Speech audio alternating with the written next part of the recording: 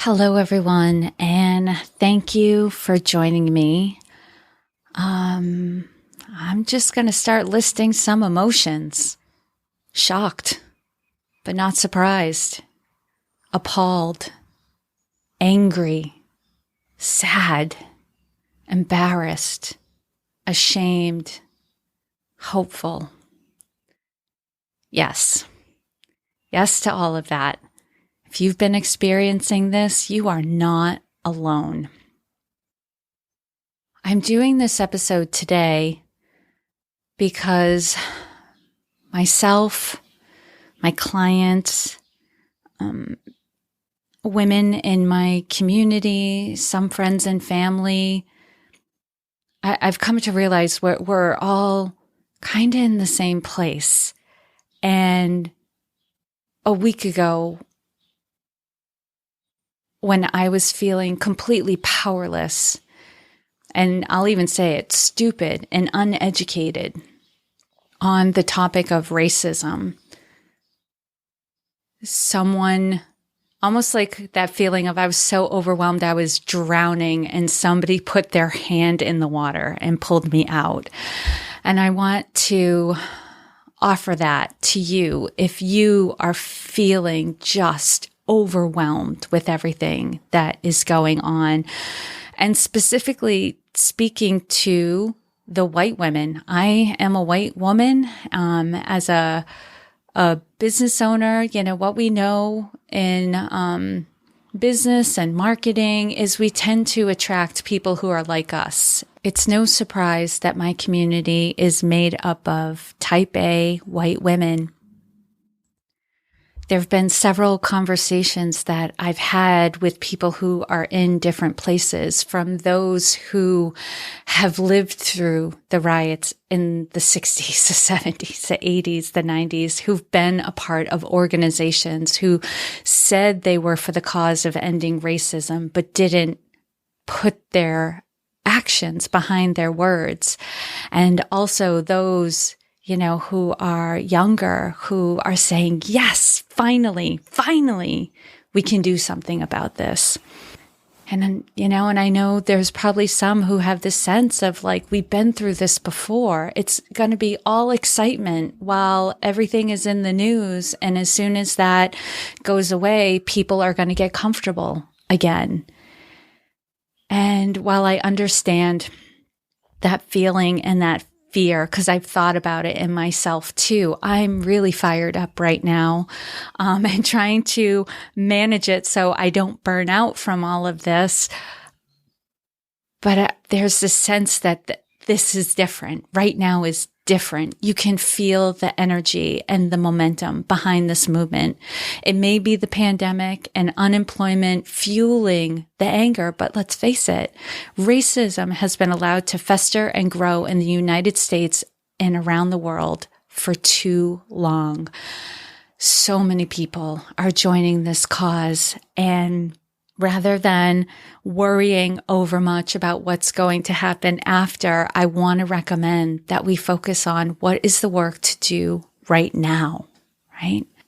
So the other thing I wanted to talk about is I really want to make some distinctions. There is a distinction. I think people are collapsing protesting and rioting and looting.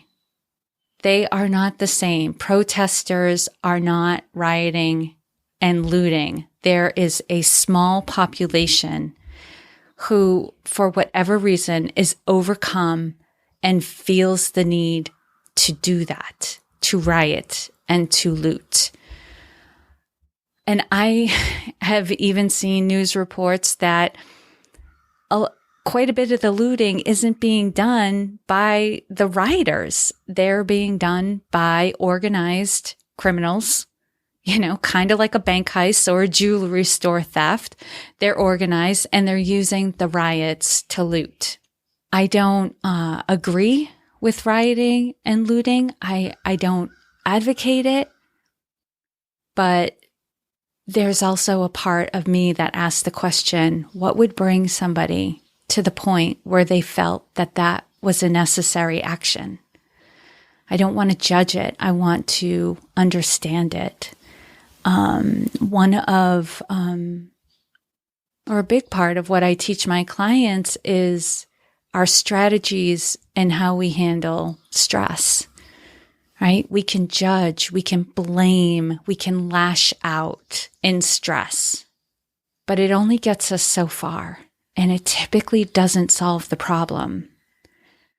Another strategy we can take on is to get curious and to listen and to wonder and to ask questions and to listen to understand.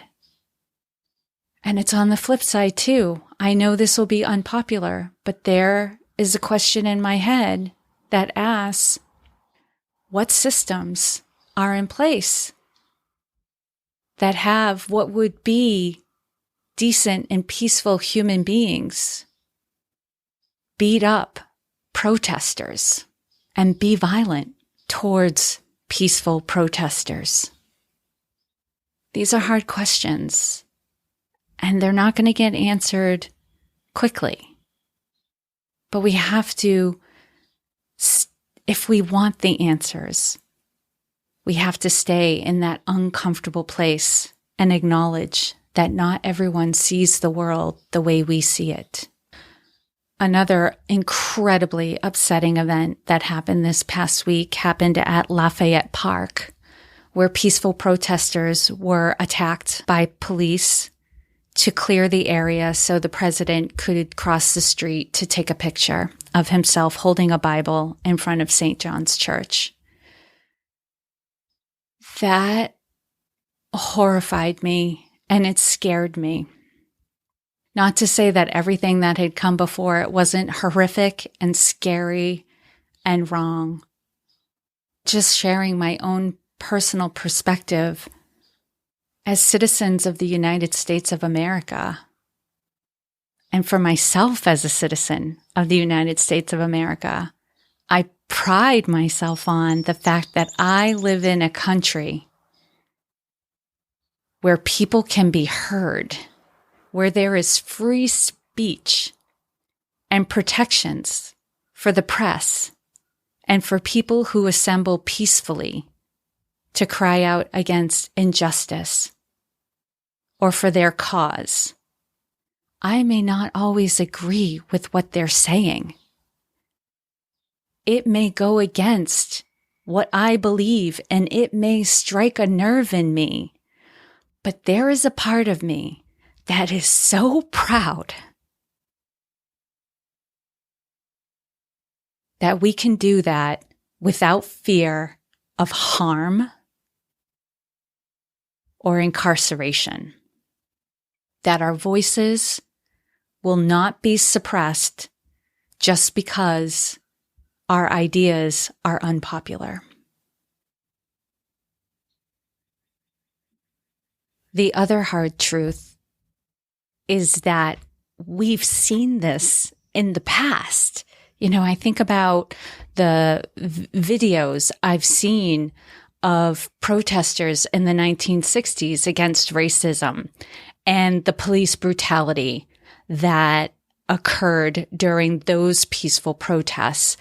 And there was a part of me when I was growing up thinking, but that was decades ago, right? That was a part of our history that had to do with fighting racism. You know, it was because of racism that happened, right? And there was a naive part of me that thought, but now, you know, we're over that. That wouldn't happen now. We're a much more enlightened society.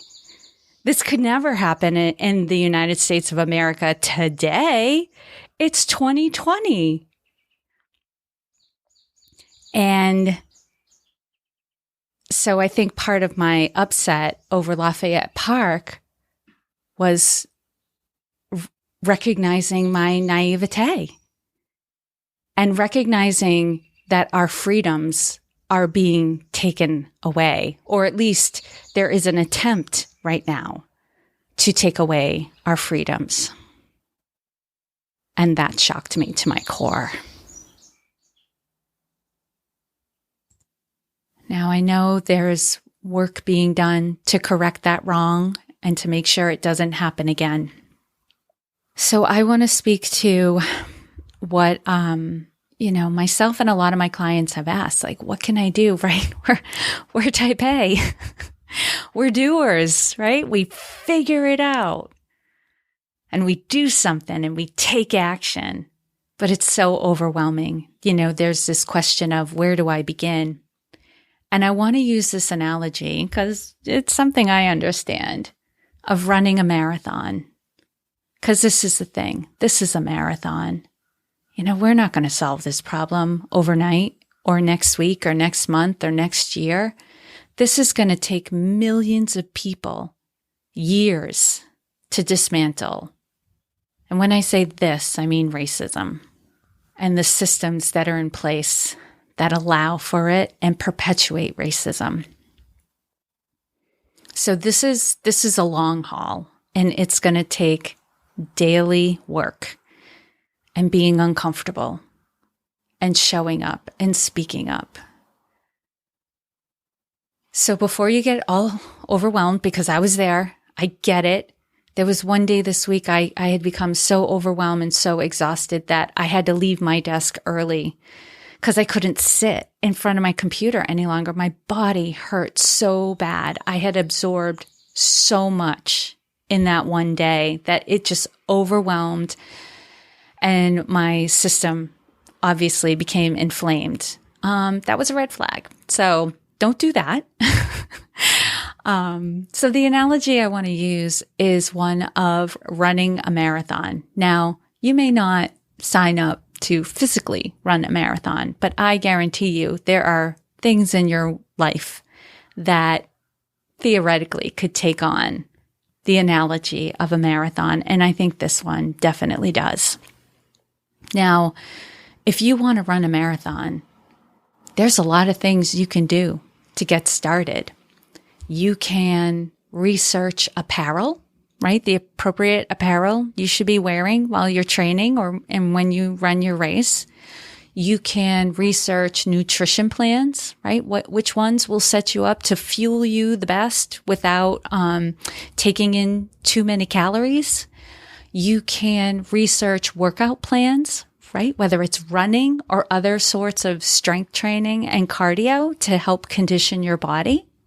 You can hire a personal trainer. You can join groups. You can interview other people who've run marathons, right? There's a lot of entry points to running a marathon and being anti-racist and dismantling racist systems. There are many entry points into this conversation and the work that needs to be done. You just have to choose one to start with. That's it. Choose one. And then after you've taken that one action, the next one will become apparent. I also want to acknowledge that this is going to be uncomfortable. This is not going to be easy. And I'm speaking especially to my community of perfectionists and recovering perfectionists.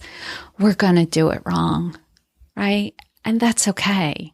When we're first learning something, trying to develop a new skill or habit, like we do it very imperfectly at first.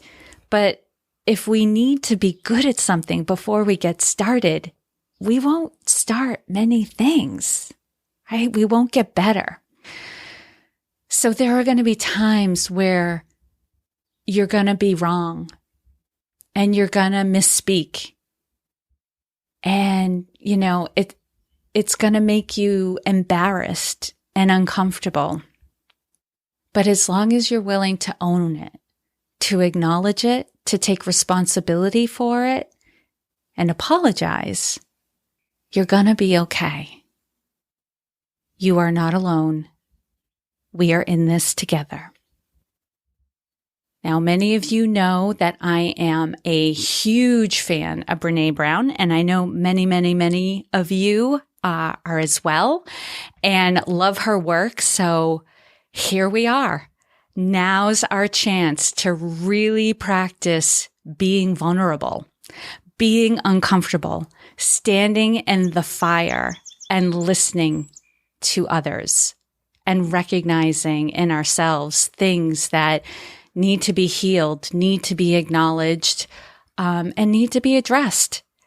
I love her mantra from her book, Braving the Wilderness: strong back, soft front, wild heart, right? Let's approach understanding racism in ourselves and in our society and actively choosing to become anti-racist with that mantra in mind: strong back, soft front, wild heart. Okay, so what do we do? What are the first steps we can take? I'm giving a warning. I'm going to give a list of some things. They may not all be for you, but listen from a place of what feels right for me. What can I do? And I'm going to again reiterate, start with one thing. Go from there, right? This is going to be a long road to hoe. Okay. So some of the first easy steps you can take is sign petitions and donate money to organizations that are fighting racism. So there are organizations like Black Lives Matter, change.org, Color of Change. And I'm putting this list and the links, on the post that goes along with this episode. So you can find that at womentakingthelead.com/antiracism. Okay. So starting with sign petitions, donate money. I did that. It felt good. It was quick. It was easy, and it was done. Okay. From there, and this is the long work. And as doers, I know it can feel a little like it's not enough, right? And it's not, but it's a start. It's a beginning. Educate yourself. And based on the media that you enjoy most, there are some options. I didn't put exhaustive lists. I just gave a few suggestions, but there's so many resources out there. So you can find the ones that are right for you. So I have listed films like Just Mercy and the Netflix original 13th.